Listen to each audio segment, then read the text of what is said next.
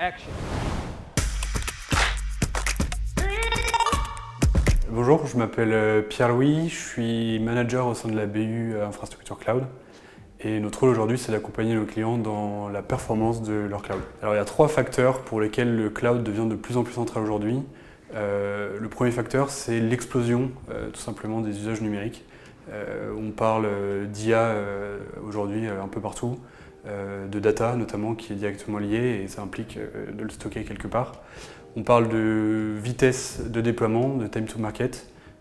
Et aujourd'hui, il y a une nécessité de pouvoir accélérer ce time to market pour rester compétitif.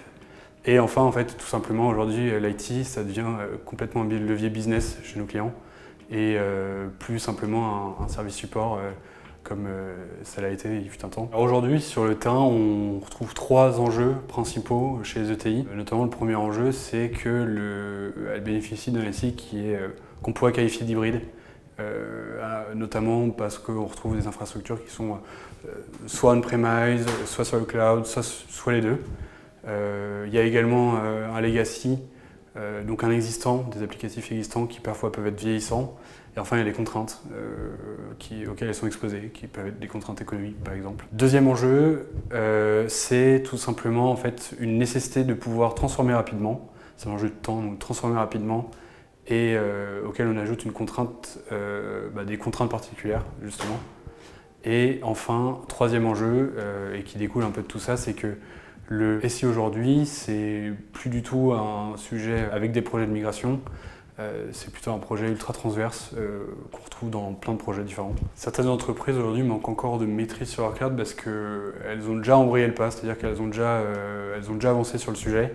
Elles ont déjà migré, elles ont déjà investi de l'argent, déployé des outils, et ce de manière assez éparse dans le temps. Et en fait, le constat qu'on a chez nos clients, c'est que, en tout cas chez certains de nos clients, c'est qu'elles ne maîtrisent pas encore ce qu'elles ont construit 100%. En tout cas, il n'y a pas une unité dans leur maîtrise. La méthode qu'on a pour aider nos clients à reprendre le contrôle, c'est dans un premier temps assez normalement de pouvoir analyser l'existant, c'est-à-dire faire des audits, travailler avec le client sur l'identification des différents points de friction, les points de friction que j'ai cités tout à l'heure, et enfin justement pouvoir identifier aussi quelles sont les solutions les plus adaptées qui vont avoir un impact direct.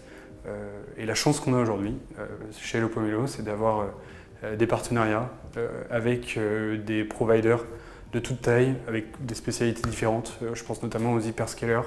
On parle d'hyperscalers quand on parle d'Azure, c'est un partenariat qu'on a aujourd'hui. Qui va plutôt être synonyme de puissance, qui va être synonyme d'innovation, parce qu'il y a un catalogue de produits qui est ultra vaste. On a également des providers qui vont beaucoup plus être orientés sur les sujets de souveraineté.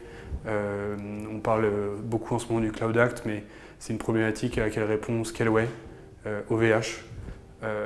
Enfin, il y a des providers qui sont beaucoup plus spécialisés, innombrables, mais les sujets sont très divers. Et notamment, je pense entre autres à Yonos, qui va être très développeur friendly. Je pense également à Sens, qui est un cloud très orienté sécurité, qui est né d'une association entre Google et Thales.